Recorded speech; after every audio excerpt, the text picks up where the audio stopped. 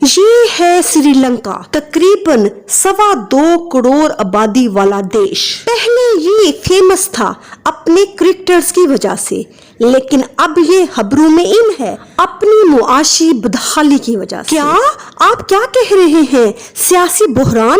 نہیں جی، سوال ہی پیدا نہیں ہوتا۔ وہ تو معصوم فرشتے ہیں، ان کو کوئی بلا کچھ کہہ سکتا ہے؟ کیا ہوا اگر یہاں کے صدر گوٹابایا راجاپاکسا اس ملک کا 70% بجٹ اپنے خاندان کے لیے استعمال کرتے ہیں؟ وہ راجا ہیں، کچھ بھی کر سکتے ہیں۔ رعایا کی کیا مجال جو ان کے خلاف کچھ بولیں؟ میڈیا کی توجہ حاصل کرنے کے لیے احتجاج کر لیں، وہ کچھ نہیں ہوتا۔ آپ کے سامنے ہم سارے حقائق رکھتے ہیں، پھر آپ خود ہی فیصلہ کریں کہ قصور آخر کس کا ہے۔ میں ہوں آسما سرور with your own channel explore and motivate your talent۔ اگر ابھی تک آپ نے اس چینل کو سبسکرائب نہیں کیا تو اس کو سبسکرائب کیجئے with the first bell icon for new notifications۔ جنوبی ایشیائی ملک سری لنکا کو آزادی ملی تھی 1948 میں۔ تب تو کوئی معاشی بحران نہیں تھا۔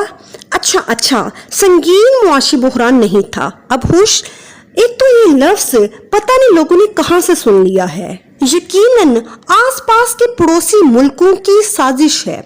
نہ حکومتی بد انتظامی کا تو اشارہ بھی نہ کریں، میری بات سنیں۔ اچھا چلیں، میری نہیں تو ایڈوکیٹ انسٹیٹیوٹ کے سربراہ مرتضیٰ جعفر جی کی بات ہی سن لیں۔ بقول ان کے اتنے بڑے ملک کو چلانے کے لیے غیر ملکی مالیاتی اداروں سے بھاری بھرکم قرض لینا تو حکومت کی مجبوری تھی۔ انہوں نے اس ملک کے غریب عوام کا احساس کیا تو قرض لیا، اپنے ذات کے لیے تھوڑی لیا تھا۔ ان کے پاس اپنے اتنے بڑے بڑے محل موجود ہیں، تنخواہیں ان کی آسمانوں کو چھو رہی تھیں، پھر بلا انہیں اپنے لیے قرض لینے کی ضرورت ہی کیا تھی؟ غریب عوام کا احساس تو ان کے اندر کوٹ کوٹ کے بھرا ہوا تھا۔ غریب عوام کے لیے ہی انہوں نے بڑے بڑے قرض لیے۔ آپ قدرتی آفات کی تو بات ہی نہیں کر رہے، لیکن آپ کیمیائی کھاد کے استعمال پہ جو سرکاری پابندی لگائی ہوئی تھی اس کا ذکر بار بار کر رہے ہیں۔ جی نہیں، ان سرکاری پابندیوں کی وجہ سے کاشتکاروں کا کوئی دیوالیہ نہیں نکلا۔ ہاں، یہ ایک حقیقت ضرور ہے کہ سن 2019 میں سری لنکا میں جا بجا بم دھماکے ہوئے جن سے سینکڑوں افراد مارے گئے، اور اس کی وجہ سے سری لنکا کا سیاحت کا شعبہ انتہائی متاثر ہوا۔ ملکی معیشت کو بحران سے نکالنے کے لیے صدر گوٹابایا راجاپاکسا نے ٹیکسوں میں کمی کا اعلان کیا، لیکن بجائے حکومت کی آمدن میں اضافہ ہوتا اس سے اور نقصان بڑھ گیا۔ لیکن آپ اسے حکومتی بد انتظامی تو نہیں کہہ سکتے۔ سرکار نے تو غیر ملکی زر مبادلہ کے ذخائر یوز کر کے ملکی قرضوں کی ادائیگی کرنے کی کوشش کی۔ یہ اور بات کہ 2018 میں 6 ارب 19 کروڑ ڈالر کے زر مبادلہ اس سال کم ہوتے ہوتے 2 ارب 20 کروڑ ڈالر رہ گئے ہیں۔ حکومت نے تو اتنی سمجھداری دکھائی کہ 7 مارچ کو سری لنکن کرنسی کی قیمت غیر ملکی زر مبادلہ کی طلب اور رسد کی بنیاد پر متعین کرنے کی اجازت تک دے دی۔ حکومت نے یہ قربانی اس لیے دی تھی تاکہ IMF سے مزید قرضے لے سکیں، لیکن یہ اور بات کہ ڈالر کے مقابلے میں سری لنکن روپے کی قیمت انتہائی کم ہو گئی۔ بٹ آپ یہ مت سمجھیں کہ حکومتی پالیسیز کی وجہ سے عام سری لنکنز کی زندگی برباد ہو کے رہ گئی ہے۔ حکومت الیکٹ تو عوام کے ووٹ سے ہوتی ہے نا۔ دیکھیں، تجربات کا کبھی کبھی الٹا نقصان بھی تو ہوتا ہے۔ اب آپ خود سوچیں، اگر اتنے گھنٹوں قطاروں میں لگ کے سری لنکنز کو راشن لینا پڑتا ہے یا زبردستی ان کی دکانیں بند کر دی جاتی ہیں تاکہ وہ ایئر کنڈیشنز، پنکھے وغیرہ استعمال نہ کر سکیں، پٹرول اتنا مہنگا اور اتنا نایاب ہو گیا ہے کہ ہر پٹرول پمپ پہ ایک فوجی متعین ہے، پھر بھی آپ حکومت کو کچھ نہ کہیے گا، قصور تو سارا عوام کا ہے۔ ایندھن بھی نہیں ملتا، شدید گرمی میں لمبی لمبی قطاریں ہیں جہاں پہ گھنٹوں کھڑا ہونا پڑتا ہے اشیاء ضرورت کو حاصل کرنے کے لیے۔ اگر مہنگائی اپنے عروج پہ ہے تو اس میں حکومت کا کیا قصور؟ اگر 10 گھنٹے तारीकी में मुल्क डूबा रहता है तो इसमें हुकूमत का क्या कसूर। अवाम ने शदीद एहतजाज करते हुए सदर की निजी रहायशगाह की तरफ ईंटें फेंकी और वहां पे अलाव रोशन किया। ये गलत बात है। जब आपने हुकूमत को वोट देते हुए नहीं सोचा तो अब मुल्क में जब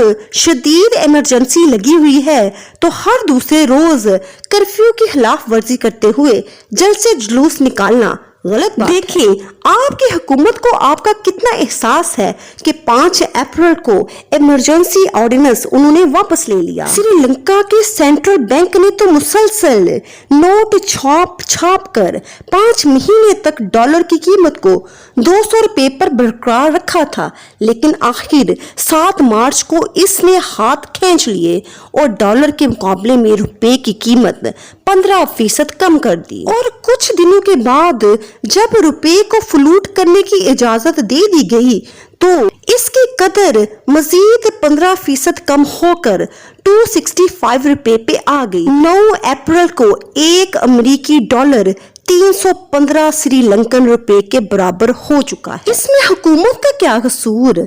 फरवरी के एंड तक श्रीलंका के डॉलर के ज़खायर 73 करोड़ 40 लाख डॉलर तक कम हो चुके थे, जबकि इस साल इसे 6.6 अरब डॉलर के कर्जे और इस पर सूद की रकम अदा करनी है, जिसमें 1 अरब डॉलर मालियत के बैनुल-अक़वामी बॉन्ड्स भी शामिल हैं। हुकूमत का क्या कसूर। हुकूमत को तो अवाम ने सिलेक्ट किया था। अब हर जगह मुल्क में महंगाई अरूज पे है। आटा, शक्कर, दूध, दालें, सब्जियां सब महंगाई के नए रिकॉर्ड कायम कर रही हैं। त्यारे, ट्रेनों और बसों हत्ता के ऑटो रिक्शा के किराए भी नाकाबिले तसव्वुर हद तक बढ़ चुके हैं। पैरासीटामोल की गोलियां समेत दर्जनों दवाओं की कीमतों में 29% इजाफा हो चुका है। ईंधन की आए दिन बढ़ती कीमतों ने सबसे ज्यादा सितम ढाया है। 12 मार्च को तेल और गैस की कीमतें मुतय्यन करने वाले सरकारी अदारे ने पेट्रोल की कीमत में 45.5% इजाफा कर दिया और डीजल की कीमत 45.5% बढ़ा दी। आज श्रीलंका में 1 लीटर पेट्रोल 254 रुपए की कीमत पे दस्तयाब है। हम फिर भी कहेंगे हुकूमत का क्या कसूर। कसूरवार तो वो लोग जिन्होंने इन्हें वोट दिए। मुल्क को गैर मुस्तहकम देखते हुए 3 अप्रैल को पूरी हुकूमती काबीना तहलील कर दी गई, क्योंकि अहम वज़रा के एक साथ इस्तीफे देने की वजह से शदीद आईनी बुहरान पैदा हो चुका। काबीना में रद्दो बदल के बावजूद हुकूमती इत्तेहादी उनका साथ छोड़ते चले गए।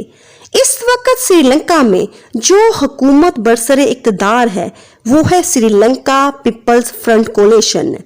मंगल तक असेंबली में इनकी 41 नशिस्तें कम हो चुकी थीं। गुज़िश्ता माह कौम से खिताब करते हुए सदर ने कहा कि ये बुहरान मैंने पैदा नहीं किया। देख लें हमारी बात की तस्दीक हो चुकी ना। 1 अप्रैल को सदर के बड़े भाई वजीर आजम महिंदा राजापाक्सा, जो खुद भी पहले सदर रह चुके हैं, उन्होंने CNN को एक इंटरव्यू में कहा कि ये कहना गलत है कि हुकूमत मुआशी मामलात को ठीक तरह से हैंडल नहीं कर सकी। मुआशी हालात को बेहतर करने के लिए श्रीलंका IMF के अलावा कुछ दीगर इलाकाई मुल्कों से भी माली इमदाद हासिल करने की कोशिश कर रहा है। श्रीलंका ने भारत और चीन से भी माली इमदाद की दरख्वास्त की है। भारत ने गुज़िश्ता मार्च में श्रीलंका को 1 अरब डॉलर कर्जा देने पे आमादगी जाहिर की है, लेकिन बाज़ तज्ज़ियाकारों ने खबरदार किया है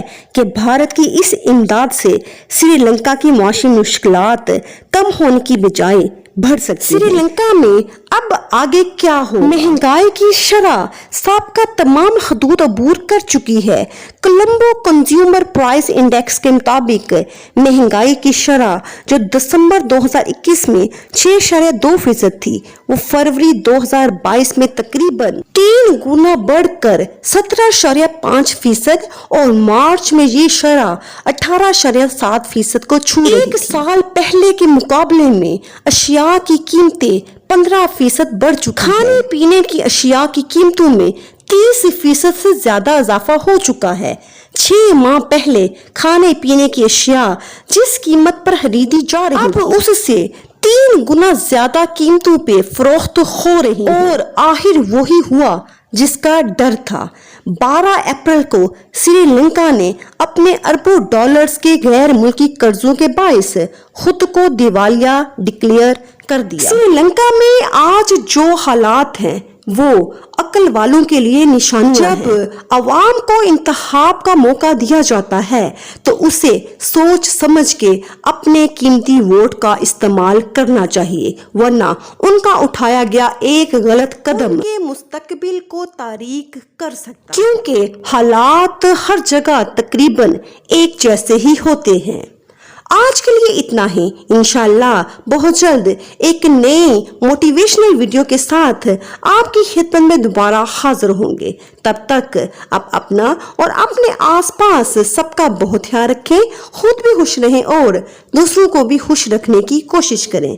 और हमें दीजिए इजाजत। अल्लाह हाफिज।